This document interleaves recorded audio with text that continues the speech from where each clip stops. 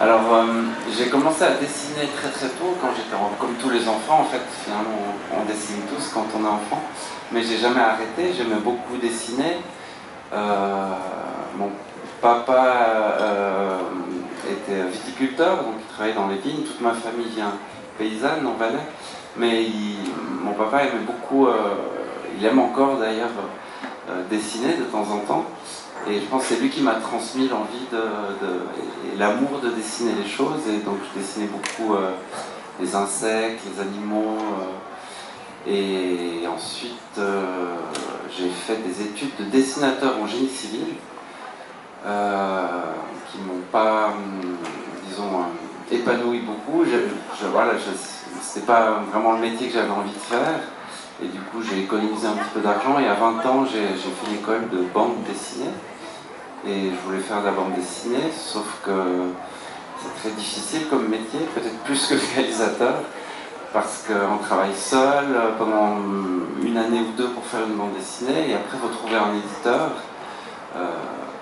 qui va vous donner peut-être 5 à 10 000 francs pour une première bande dessinée. Donc toutes ces contraintes ont fait que j'ai déjà pas trouvé d'éditeur et que j'ai eu envie de changer de métier, et j'ai eu la chance de travailler sur Max & Co, qui est le premier film d'animation stop motion en long métrage qui a été fait en Suisse. Et c'est comme ça, de fil en aiguille, j'ai rencontré des gens en qui j'avais confiance et qui m'ont fait confiance. Et un court métrage, deux courts métrages, et voilà. Finalement, j'en ai fait 5-6 avant de faire Ma vie de courgette, et puis maintenant Sauvage.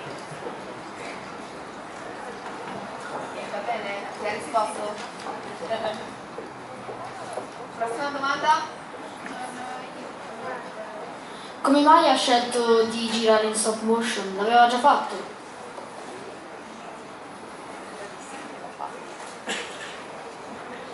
Oui, alors mes premiers films, comme je viens de l'illustration, je les ai faits plutôt en dessin.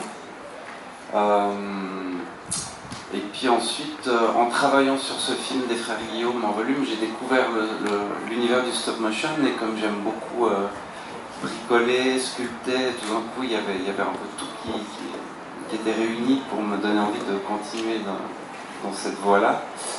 Et depuis, je ne fais plus que du stop motion, et je pense que je vais faire ça toute ma vie parce que j'aime trop ce travail. Et voilà, maintenant on est un petit groupe de gens, on travaille ensemble, et voilà. C'est ça que j'aime faire. Et par rapport au travail des fondements, si je ne veux pas faire du travail avec un film avec des acteurs, et en fait mon travail est déjà un travail aussi avec les acteurs, puisque quand on enregistre les voix, on tourne le film, on dirige des acteurs, et en fait la voix des personnages, c'est déjà une grande partie du film pour moi.